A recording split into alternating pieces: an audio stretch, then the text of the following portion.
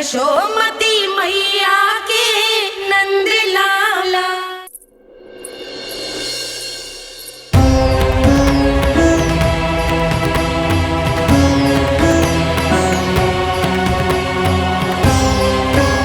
इससे पहले कि मैया को संदेह हो जाए, मुझे जाना होगा शनिदेव। प्रभु, कृपया अपने विराट रूप के दर्शन दीजिए।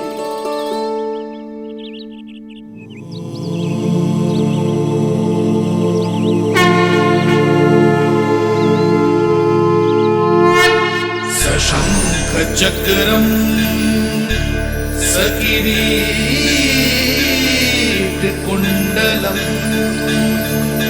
सबीत वस्त्रम सरसीरुहेक्षणम्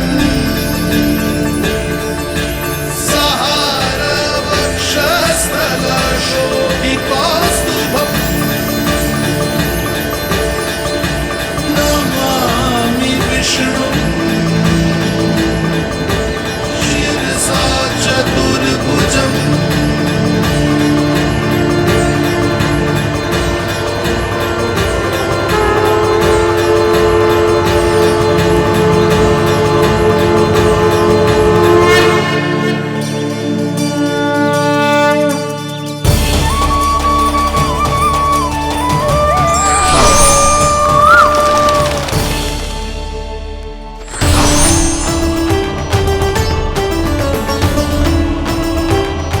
श्री हरि, मुझे पंछी की छाया।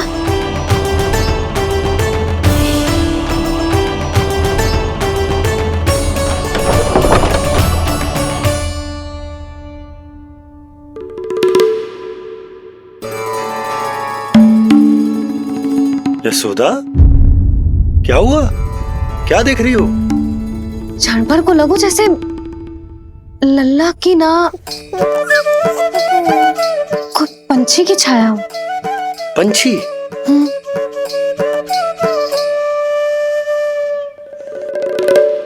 अब ना मुझे तो लग रहा है जो गिलहरी की छाया।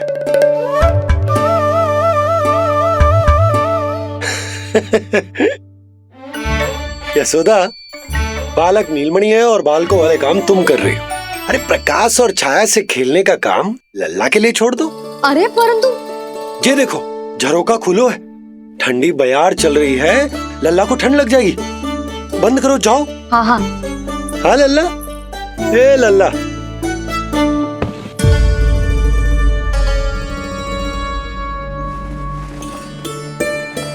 आज सब कितने सज धज के आए थे तुझसे मिलने के लिए, जैसे दीपावली हो, है ना लल्ला?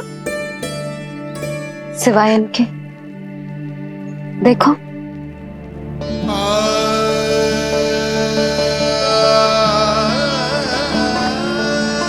जब से चिच्ची मथुरा से लौटी है, इनका सजना सवरना सब छूट गया है। मैया, तब तो हमें अवश्य ही कुछ करना चाहिए। सुनो जी, हमें अवश्य कुछ करना चाहिए। जे इसे देखो, ना तो जे थको है, ना इसकी आंखों में नींद है। हो सकता है इसका भी मन हो अपनी बड़ी माँ से बात करने का।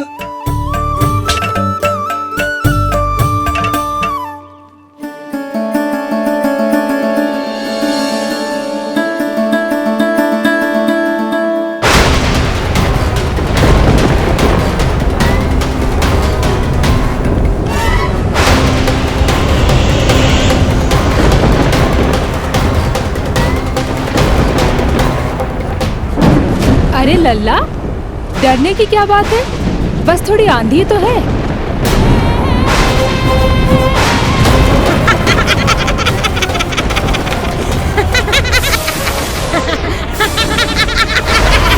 लल्ला, लल्ला, लल्ला, लल्ला।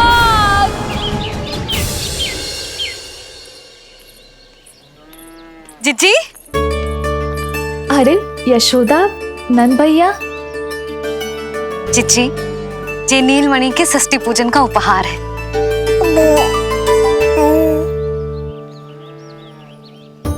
यशोदा, नंद भैया, मैं आप दोनों की भावनाओं का सम्मान करती हूँ। आप दोनों को तो पता है मेरे हृदय में नीलमणि के प्रति अत्यधिक प्रेम है।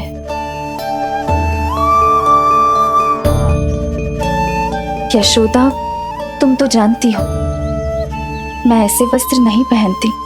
स्त्री का श्रृंगार उसके पति से होता है और मेरे पति तो उस महादुष्ट कंस के कारागार में बंदी है। ऐसे में इस रास रंग का झूठा दिखावा कैसे करूं नंद भैया? अभी समय नहीं हुआ है, इसीलिए विवश हूँ। पर आपका दुख मैं भली भांति समझता हूँ बड़ी माँ। दिन रात ये भय लगा रहता है कि कभी भी उस कंस के सैनिक आएंगे और मेरे पुत्र को मुझसे दूर ले जाएंगे। इस आशंका में मैंने उसका बालपन भी खो दिया है। उस नन्हे से बालक को 4 दीवारों के भीतर बंद करके रखा है मैंने। थोड़ी देर और, बस तेरे बाबा अब भी आते ही होंगे।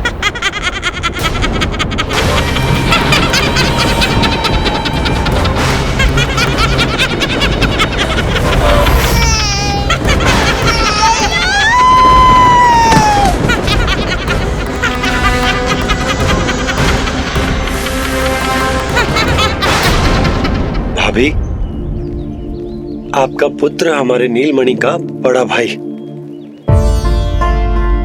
आप उसे खुली हवा में सांस लेने दें। मेरा विश्वास करें, आप दोनों गोकुल में पूरी तरह सुरक्षित हैं। चिच्ची, नारायण के घर देर भले ही है, किंतु अंधेर ना है। बस कुछ समय का कष्ट और है चिच्ची, फिर सब ठीक हो जाएगा।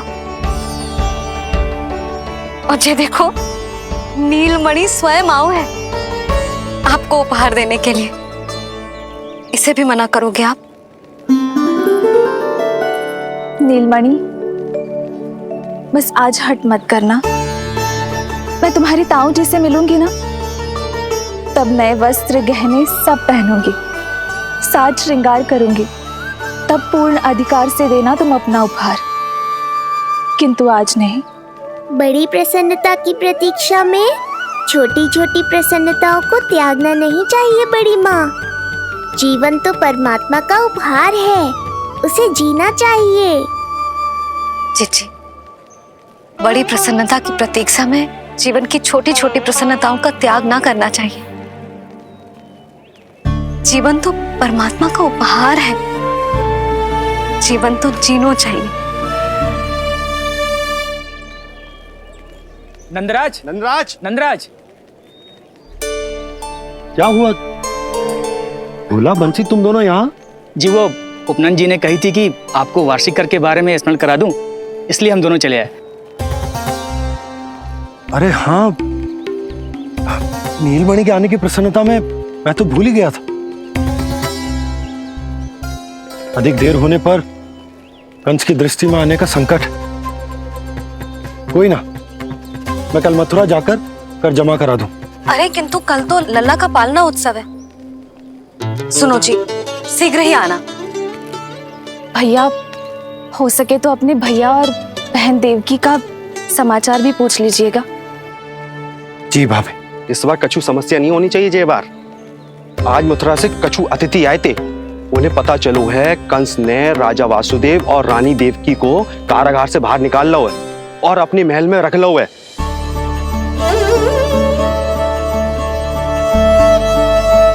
ये तो अत्यंत शुभ समाचार है।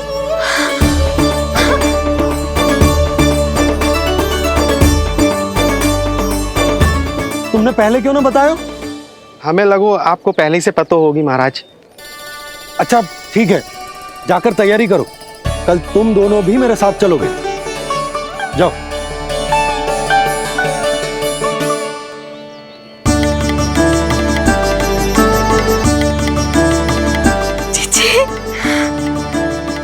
भाभी, यशोदा ने कहा था ना कि नारायण के घर देर अवश्य है, परंतु अंधेर ना है।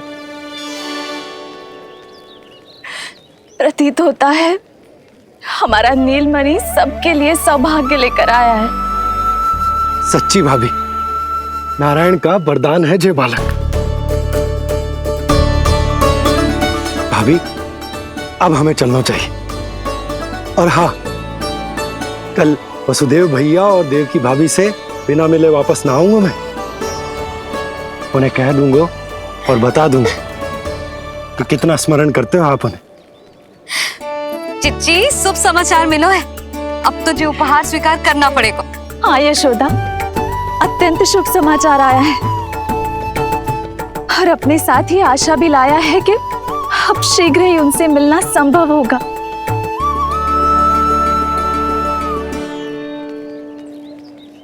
तुमने सत्य कहा था यशोदा, जीवन जीना चाहिए। मैं भी जीऊंगी, छोटी छोटी प्रसन्नताओं को मनाऊंगी, अपना ध्यान रखूंगी, फिर से सजूंगी, संवरूंगी। अब जब वो मुझसे मिलने आएंगे, उनका स्वागत करूंगी। उन्हें वैसे ही मिलूंगी जैसे जैसे उन्हें छोड़कर आई थी। मैं आपको आपके दुख से मुक्ति दिलाऊंगा। बस कुछ समय तक और प्रतीक्षा कर लीजिए बड़ी माँ।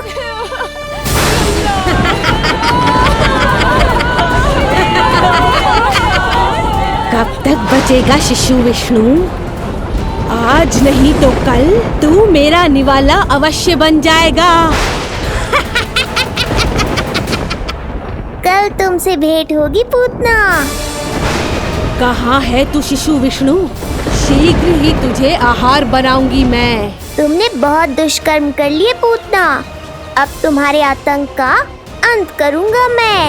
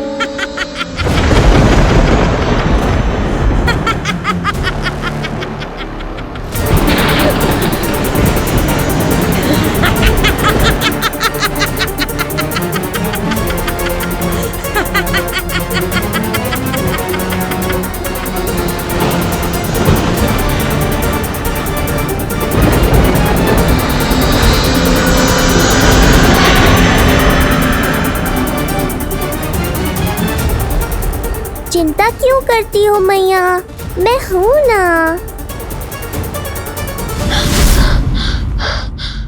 नेत्र खुले रहे तो मैया पक्का घबरा जाएंगी।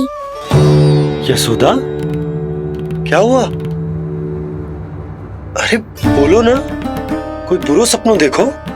ना, स्वप्न तो ना था, किंतु मेरा मन बहुत घबरा रहा है। ऐसा लगो जैसे नीलमणि को कुछ। ये देखो, नीलमणि तो शांति से सो रहा है। तुम ना व्यर्थ ही व्याकुल हो रही। बाबा सही कह रहे हैं मैया, कुछ नहीं होगा मुझे। सुबह होने में अभी समय है। व्यर्थ की चिंता को झटक सो जाओ। अच्छा, ऐसे कैसे झटक दूं चिंता? नींद अचानक खुलो है मेरी।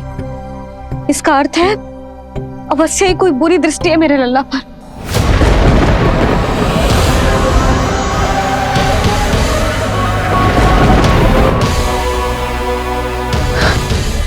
आप भी कल जा रहे हो मथुरा? सुनो जी, जाना आवश्यक है, रुक ना सकते आप। कर जमा करानो है यशोदा, कल अंतिम दिन है। यदि वो निकल गए तो नारायण ही जाने वो कंस क्या करेगा। जानो आवश्यक। पिछले 6 दिन से नित्य कोई ना कोई कर्मकांड संस्कार चल रहा है, इसीलिए तुम थक गई हो। तनिक विश्राम कर लो, सो जा। देखो नीलमणि भी यही कह रहा है कि मैया मोरी विश्राम कर लो, सो जाओ। कल मेरो पालना उत्सव मनानो है कि ना? सो जाओ।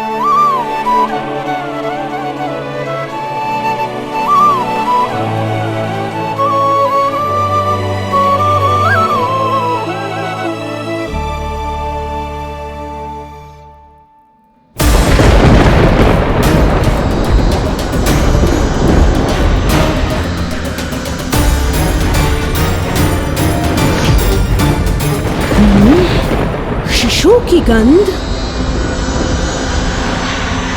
पर अब तो भूख भी मिट गई है। एक रात का समय बचा है बालक, जी ले। कल सूर्य की पहली किरण के साथ अंतिम सांस लेगा तू।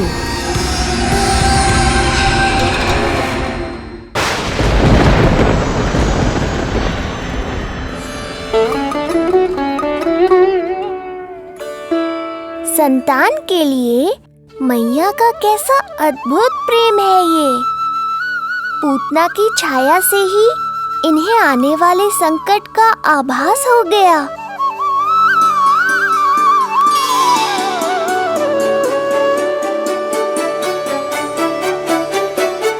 जब कोई बैलगाड़ी से यात्रा करता है तो गाड़ी पर चढ़ते ही सामान की गठरी नीचे रख देता है। उसे पूरे समय अपने सिर पे ढोते हुए यात्रा नहीं करता। उसी प्रकार आप भी अपनी चिंता की गठरी मुझे सौंप दो मैया, मैं सब संभाल लूंगा। जैसे आप थपकी देकर मुझे सुलाती हो, वैसे ही आज मैं आपको सुलाऊंगा।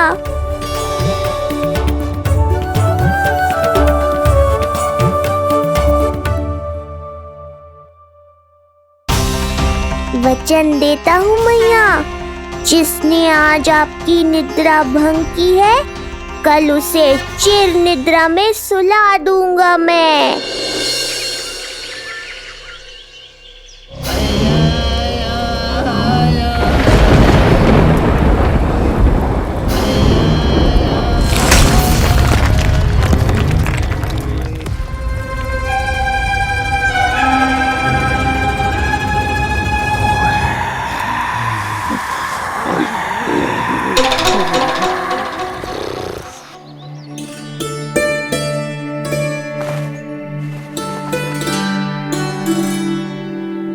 गाड़ी तैयार है नंदराज जी।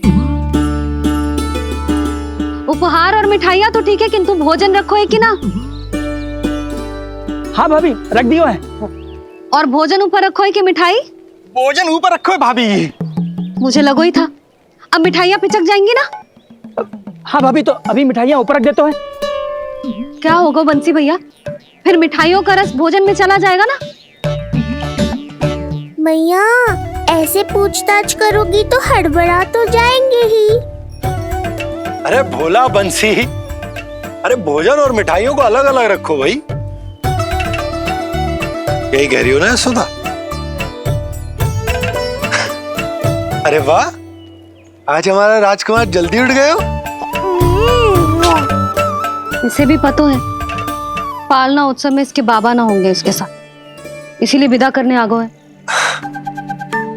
फिर कोई ऐसो कर्मकांड ना होगो जब मैं ना हूं। बस आज जाने दे लल्ला, सबको जाकर अपने हाथों से मिठाइयां भेंट करूंगा और सबको बताऊंगा कि इतना सुंदर, इतना प्यारा लल्ला का बाबा बन गया मैं।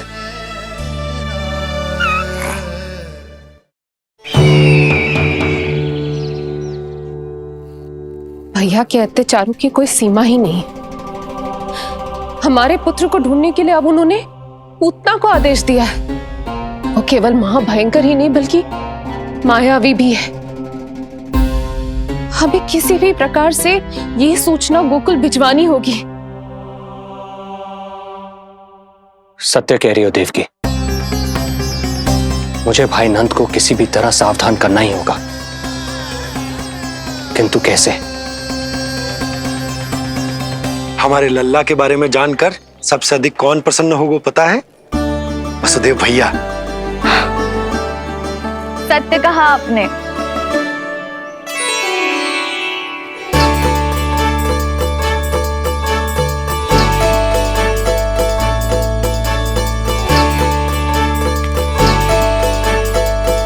बड़ी माँ, नए वस्त्रों में ये हुई ना बात।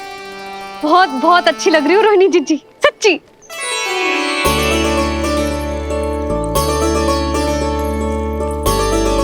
आपने जीवन में फिर से रुचि लेना आरंभ कर दियो है, ये जानकर वसुदेव भैया की प्रसन्नता दुगनी हो जाएगी।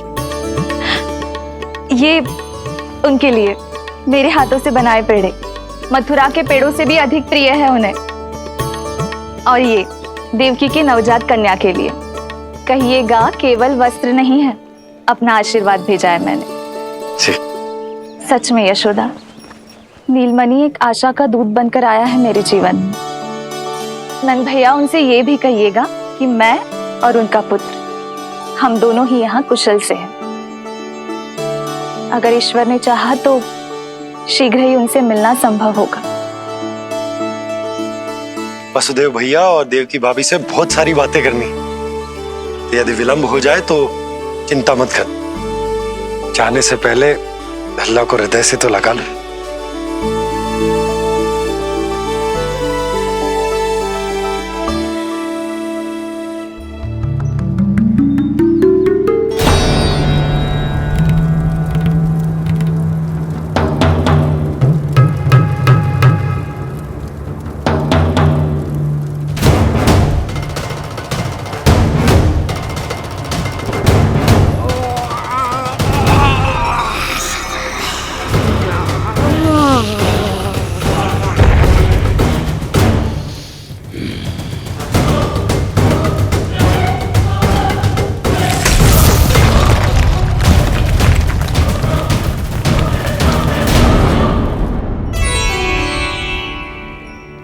कछु विचित्र सो क्यों लग रहा है मुझे? बाबा, आपका पुत्र है ना यहाँ, सब कुशल मंगल ही होगा।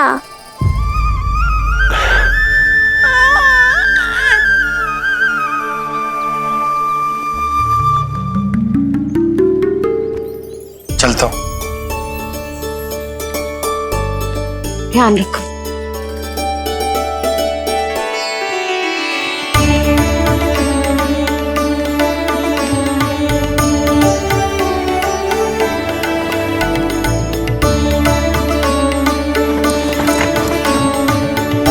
जय राम जी की। जय राम जी की।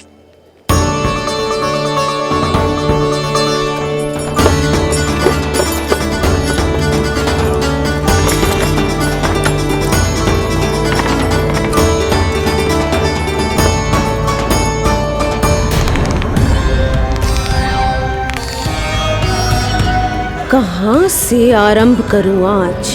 ब्रजपुरा, रानी घाट, देतिया, बरसाना या गोकुल?